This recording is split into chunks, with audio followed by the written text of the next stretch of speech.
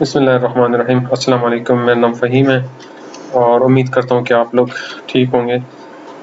اچھا فرینڈز، پچھلے جو ہم نے جتنی بھی ویڈیوز بنائی ہے فائنانس بل کے بارے میں، یا جو بجٹ نیا بجٹ پیش ہوا ہے 10 جون کو، تو اس کے بعد کافی جو ہے اس میں انہوں نے پروپوز میں کافی چینجز بھی کی ہیں۔ جو سیلری پرسن ہے اس کے سلیبز بھی انہوں نے چینج کر دیے، اس کا ٹیکس ریٹ بھی چینج کر دیے، لیکن انہوں نے اس کے ساتھ جو گورنمنٹ نے ایک نیا وہ سیکشن انٹروڈیوس کروایا ہے وہ تھا 4C، اور وہ ہم نے تھوڑا سا ڈسکس بھی کیا تھا پچھلی ویڈیوز میں، آپ لوگ دیکھ سکتے ہیں۔ تو میں نے ویسے بھی بتایا تھا، آئی تھنک کہ اس میں 4C انہوں نے انٹروڈیوس کروایا، tax on high earning person for poverty evaluation.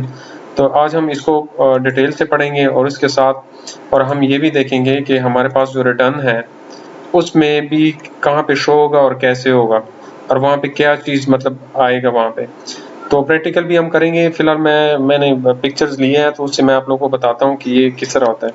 اگر ہم یہاں پہ دیکھیں تو 23, 31, 81 اور اس کے بعد جو ہے ہمارے پاس وہ نہیں آ رہے، وہ جو سیکشن ہے، ٹھیک ہے، تو وہ ہمارے پاس کہاں پہ آئیں گے وہ بھی میں آپ لوگوں کو دکھاتا ہوں۔ یہ 2021 ریٹرن کا ایک اسکرین شاٹ میں نے لیا ہے، تو آپ لوگ اس کو دیکھ سکتے ہیں، ٹھیک ہے۔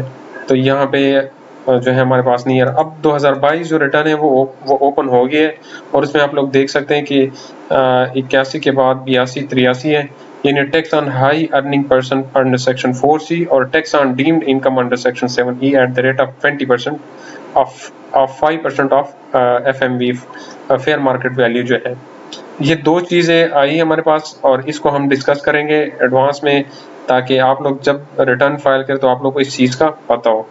اس کا ہم پریکٹیکل بھی کریں گے۔ پریکٹیکل مینس کہ جب ہم ریٹرن فائل کریں گے تو اس کو ہم تھوڑا سا ڈسکس کریں گے کہ یہاں پہ کون سے ویلیوز کس طرح آئیں گی، اور یہ جو ٹیکس آن ڈیمڈ انکم ہے وہ اس کی ویلیو کس طرح آئیں گی، ٹھیک ہے۔ تو اس میں پریکٹیکل میں جانے سے پہلے ہم تھوڑا اس کو تھیوری ڈسکس کرتے ہیں، اور انشاءاللہ جب آپ اس کو ویڈیو کو دیکھیں گے اور اس کو ڈسکس کریں گے، اس کو دیکھیں گے، تو انشاءاللہ آپ کو اس کی انڈرسٹینڈنگ ہوگی۔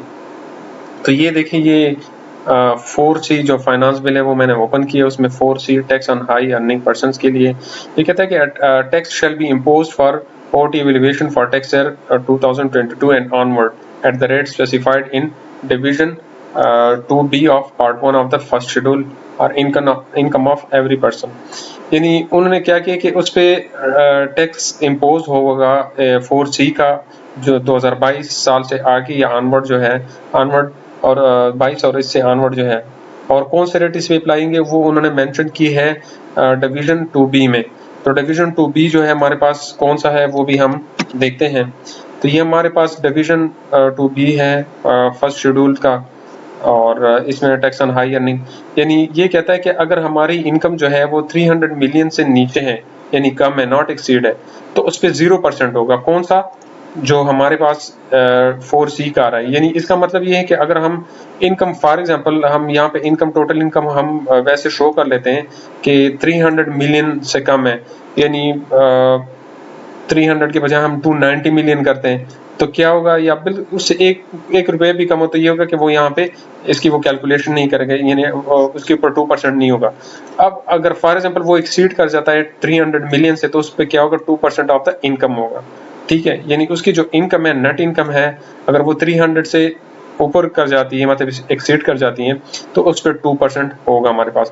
2% کتنا ہوگا وہ بھی ہم کیلکولیٹ کرتے ہیں، ٹھیک ہے۔ تو اس کے اوپر ہم 2% کیلکولیٹ کرتے ہیں، وہ کتنا ہوگا؟ ہمیں 6 لاکھ روپے دینے ہوں گے، ٹھیک ہے، یعنی ہم پہ 6 لاکھ کا ٹیکس آئے گا۔ تو جو پہلا ٹاپک تھا وہ تو ہمارا یہ ہو گیا، یعنی 4C کا، وہ ہم نے کیلکولیٹ بھی کی ہے، اور انشاءاللہ ریٹرن میں بھی میں آپ لوگوں کو دکھاؤں گا کہ ریٹرن میں کس طرح ہوگا۔ بہت ہی سمپل ہے، انشاءاللہ آپ 1-2 بار پریکٹس کریں گے تو آپ لوگوں کو اس کے بارے میں سمجھ آ جائے گا، ٹھیک ہے۔ اس کے بعد ایک اور ٹاپک ہے جو انہوں نے یہاں پہ مینشن کیا ہے، وہ کہہ رہا ہے کہ tax on deemed income under section 7E of 20%۔ یہ اصل میں بیسیکلی اس کے لیے ہے جو یہ پراپرٹی سے بلانگ کرتا ہے۔ یہ دیکھیں یہاں پہ آ رہا ہے، تو یہ انہوں نے کہا ہے کہ 7E tax on deemed income notwithstanding anything contained in this ordinance for tax year 2022 and onward, a tax shall be imposed at the rate specified in division 8C of part first of the first schedule. यानी जो उन्होंने rate दिए हैं उस हिसाब से होगा उस पे, और किन किन लोगों पे होगा और किस पे नहीं होगा। ठीक है, अब वो हमने इन दो चीज़ों को देखना है कि किस पे होगा और किस पे नहीं होगा, और रेट क्या होगा, रेट फिर हम बाद में देखेंगे। तो पहले हम देखते हैं कि किस पे होगा और फिर उसकी जो है रेट भी हम डिस्कस करते हैं। ठीक है, ये कहते हैं कि resident person shall be treated to have received rent equal to 5% of the fair market value of N immovable property situated in Pakistan. यानी यहाँ से अगर आप देखें rent equal to 5% of the fair market value, जो फेयर मार्केट वैल्यू है उसका 5% के हिसाब से उसका जो इनकम है उसके ऊपर टैक्स होगा। टैक्स कितना होगा वो भी हम देखते हैं कि वो कितना चार्ज करते हैं जो हमारी प्रॉपर्टी है उसके ऊपर, और ये पाकिस्तान में ही है।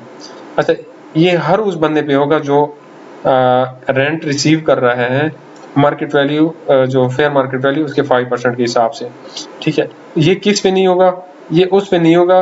This section shall not be applied to one self own movable property, जिसका एक ही घर हो, ठीक है, या जिसका अपना हो।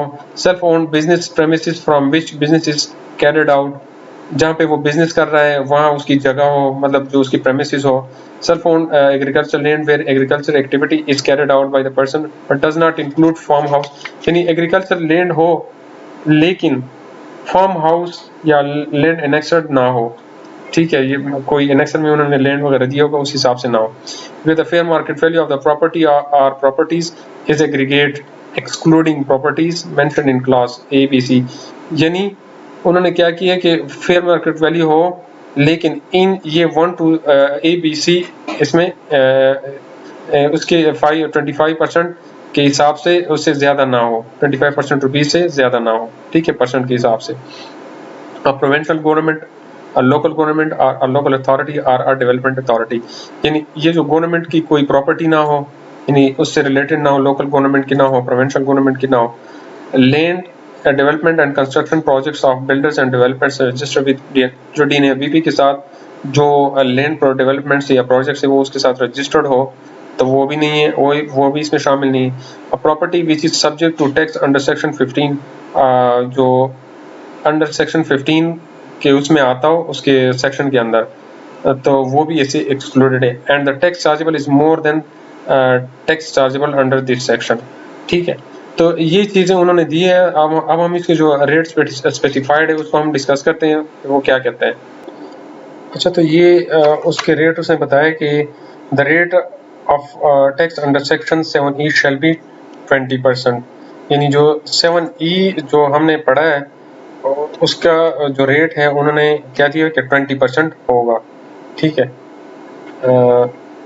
ये देखें यहाँ पे जो उन्होंने क्लास बताया है कि उस पर क्या रेट्स अप्लाई होंगी, यानी 20% उस पर अप्लाई होगी। ठीक है, तो ये दो चीज़ें उन्होंने जो है नए रिटर्न में मेंशन किए हुए हैं।